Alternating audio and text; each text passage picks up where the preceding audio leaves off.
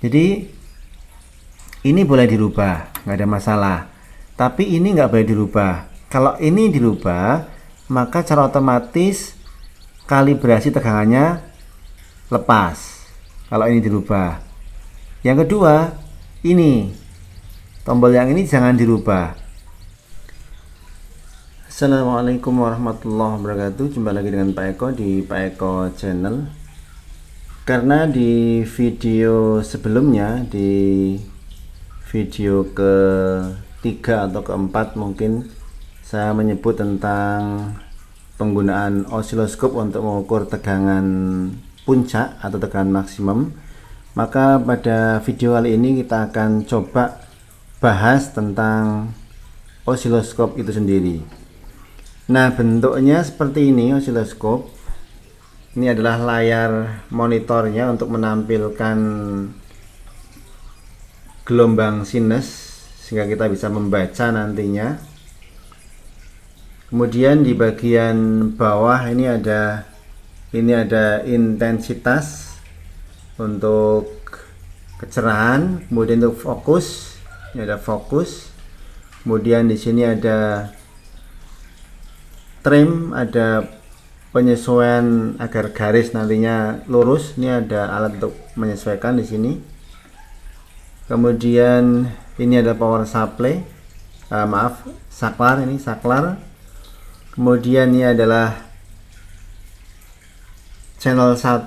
Jadi alat ukur ini bisa kita gunakan, bisa digunakan untuk dua pengukuran sekaligus. Ini channel 1, ini channel 2. Kemudian ini ground. Kemudian kalau channel 1 ini ada pengaturan untuk tegangan per kotak. Jadi ini volt per div. Jadi tegangan naik turun yang ke atas bawah itu satu kotaknya berapa volt, satu kotaknya berapa volt itu tentukan oleh sini nanti. Bisa 5, bisa 2, bisa 1,5 dan seterusnya. Jadi kalau ini di angka 5 misalnya, ini pilihan angka 5 di sini, itu berarti satu kotaknya itu 5 volt. Kalau ini di 2 berarti satu kotaknya 2 volt dan sebagainya. Ini pun juga sama, ini channel 2 nya. Ini untuk mengatur naik turun garis, nanti ada garis naik turunnya itu pakai ini untuk channel 1, ini channel 2. Kemudian ini untuk geser kanan kiri. Ini ada time per div, karena gelombang sinus itu ada frekuensinya, nanti untuk mengatur waktu. Ini time per div, kalau ini volt per div, ini time per div. Ya mungkin itu yang perlu penjelasan, langsung aja praktek nanti akan kelihatan seperti apa pengaturannya. Nah, sekarang kita akan coba nanti untuk mengukur tegangan yang kita buat kemarin alatnya ini. Nanti kita ukur di bagian sekundernya saja, di bagian sekunder yang kemarin kita anggap 12 volt outputnya, nanti kita ukur menggunakan osiloskop. Nah, ini probe-nya seperti ini. Ini alat ukurnya nanti. Ini kita pakai yang channel 1 saja. Sebelum alat ukur ini kita gunakan ada istilah kalibrasi. Kalibrasi itu artinya menyiapkan alat ukur ini agar alat ukur ini siap digunakan untuk mengukur. Jadi agar alat ukur ini digunakan untuk mengukur itu siap, begitu sudah bisa mengukur dengan semestinya, maka ini kita kalibrasi dulu. Caranya pertama ini kita masukkan ke sini, ini masuk, kemudian kita putar. Jadi caranya ini kita masukkan begini, kemudian kita putar, itu mengunci, ini nggak bisa lepas. Kalau kita mau lepas kita putar kiri lagi, baru kemudian kita tarik. Ini kita masukkan, kemudian kita putar. Nah, kemudian yang berikutnya ini positifnya, ini itu kita cantol di sini. Nah, ingat bahwa di sini ada tulisan, di sini ini ada tulisan ada tulisan kal itu kalibrasi. Kemudian di bawahnya itu ada tulisan 2 volt PP, 2 volt puncak-puncak. Jadi kita diminta untuk menampilkan tegangan di layar ini nanti, tegangan sebesar 2 volt puncak-puncak. Kemudian di bawahnya ini ada ketentuan lagi, satu lagi itu 1 kHz. Jadi kita diminta untuk menampilkan tegangan di layar itu 2 volt puncak-puncak dengan frekuensinya 1 kHz. Kita kembali, ini kita cantel di sini, cukup yang positifnya saja. Kemudian pastikan bahwa di sini, nah ini pengaturan di sini itu X1. Nah, ini X1 kali 1 saja dulu. Nah, kemudian ini kita hidupkan. Nah, kita tunggu sampai ada garis muncul. Nah, itu sudah terlihat ada garis muncul, ada 2 garis atas bawah. Nah, ini pertama kita atur dulu untuk tegangannya. Tadi kita diminta untuk di sini kita diminta untuk menampilkan tegangan 2 volt puncak-puncak. Jadi kita gunakan volt per divsnya 2, ini sudah 2. Berarti kalau 2 kita butuh 1 kotak. Ini tinggal kita atur ke atas bawah, ini kita lihat. Nah, itu sudah itu sudah 2 volt puncak-puncak. Kalau kita gunakan 1, mestinya dia akan berubah ke 2 kotak. Nah, itu. Nah, kurang sedikit. Nah, kalau kurang sedikit ini yang kita atur. Yang hitam ini kita atur, kita naikkan dikit. Kita putar. Kita naikkan lagi di sini. Nah, itu sudah 2 kotak. Itu 2 kotak persis. 1, 2. Berarti ini sudah 2 volt. Nah, frekuensinya diminta 1 kHz. Ini yang kita atur.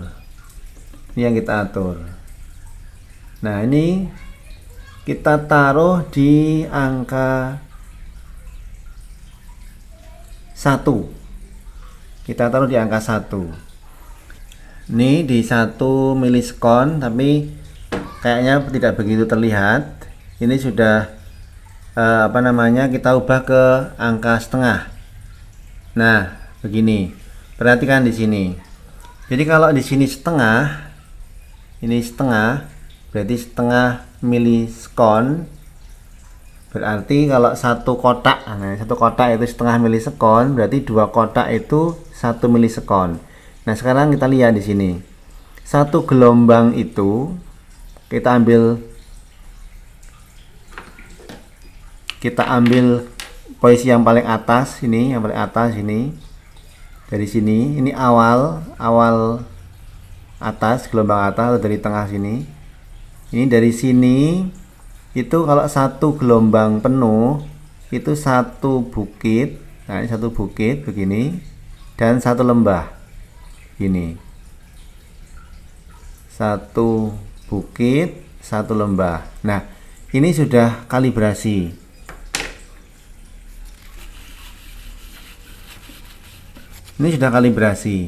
Jadi kalau misalnya belum, ini yang kita atur. Jadi kalau ini kita atur, dia masih bergerak, berubah, perhatikan. Nah, itu masih menyempit. Nah, kalau ini setengah, berarti kita kan butuh 2 kotak. Maka ini kita besarkan.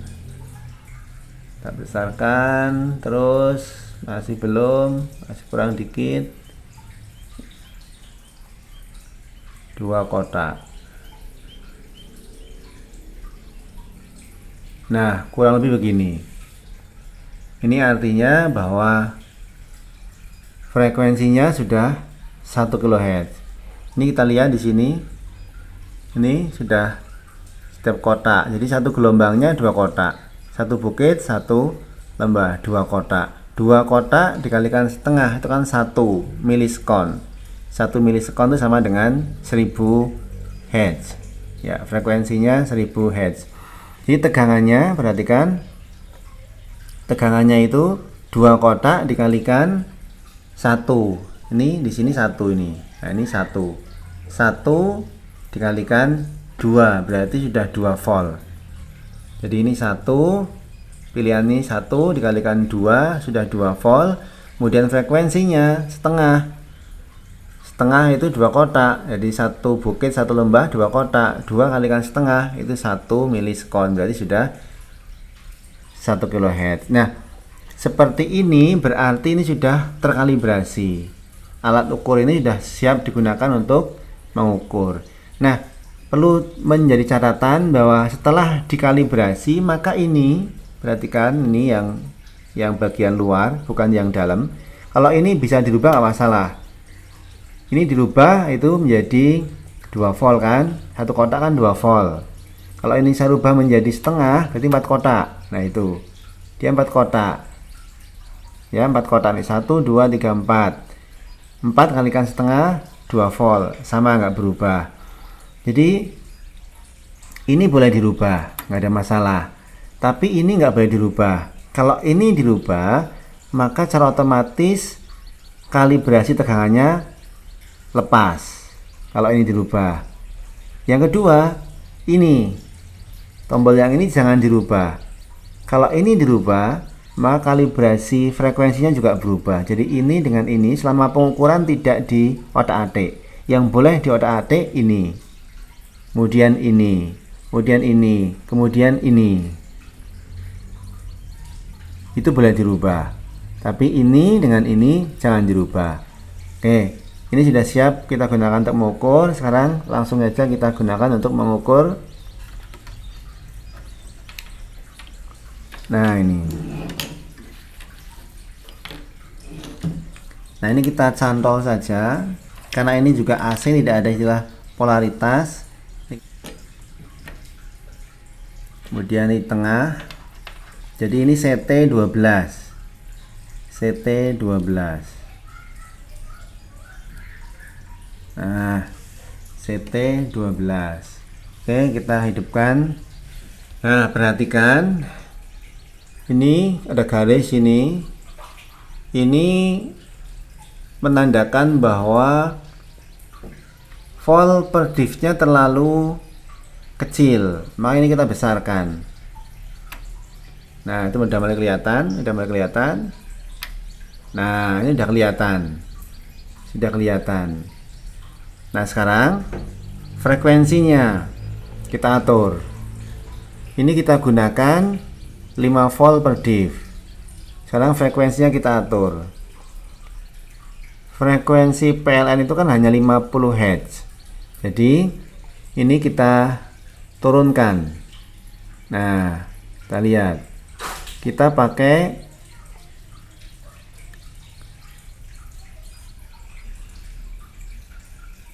gunakan 5 milisekon. Berarti setiap kotak itu bernilai 5 milisekon. Nah, sekarang kita lihat. Sekarang. Ini kita atur. Nah, sekarang perhatikan di puncak ini, Puncak sini sampai puncak sini. Perhatikan, ini sampai sini itu kita hitung 4 kotak. 1, 2, 3, 4. Ada 4 kotak. Ini juga sama, 4 kotak. 4 dikalikan 5. Ini 5 milisekon, 5 dikalikan 4. 5 kali 4 itu 20. Berarti 5 milisekon. 5 milisekon dikalikan 4 dari 20 milisekon. Berarti 1000 dibagi 20 berarti 50. Ini udah 50 Hz frekuensinya berarti. Ini frekuensinya udah frekuensi 50 Hz sesuai dengan frekuensi tegangan PLN. Nah, sekarang tinggal kita lihat. Kalau frekuensinya sudah 50 Hz, tegangannya berapa sekarang? Nah, ini kita lihat. Kita hitung aja dari bawah ini. 1, 2, 3, 4, 5, 6. 6 dikalikan Ini 5. Nah, ini 5. 5 dikalikan 6 kotak ke atas nih. 1 2 3 4 5 6. 5 kali 6 itu berarti 30. Berarti ini yang terukur tadi, ini alat yang kita buat atau output yang tulisannya di sana itu 12 volt kan tulisannya, itu kita ukur menggunakan osiloskop, itu berarti 15. Nah, ini 15 volt. Jadi 30 kan separuhnya. Ini kalau kita bagi dua di sini, tengah-tengahnya, tengah-tengah ke atas itu 3 kotak, ke bawah 3 kotak. Berarti separuhnya, tegangan puncaknya itu berarti 15. Nah, ini. Jadi tegangan yang terukur di sini tegangan 12. Kita ukur menggunakan osiloskop, tegangannya adalah 15 volt. Jadi kalau di sini kita ukur, misalnya tadi ketemunya adalah 11, sekian, itu tegangan efektif. Tapi kalau kita ukur menggunakan osiloskop, ketemunya begini, 15 volt. Mudah-mudahan penjelasan singkat ini membuat Anda paham, mudah dimengerti tentang bagaimana cara mengukur atau menggunakan alat ukur osiloskop, yaitu alat ukur untuk mengukur tegangan AC. Di sini tadi tegangan AC, karena tegangan AC ada tegangan puncak dan frekuensinya. Tonton terus video-video berikutnya, mudah-mudahan memberikan pemahaman bagi Anda semua. Kurang lebihnya mohon maaf. Jangan lupa subscribe, like, dan share.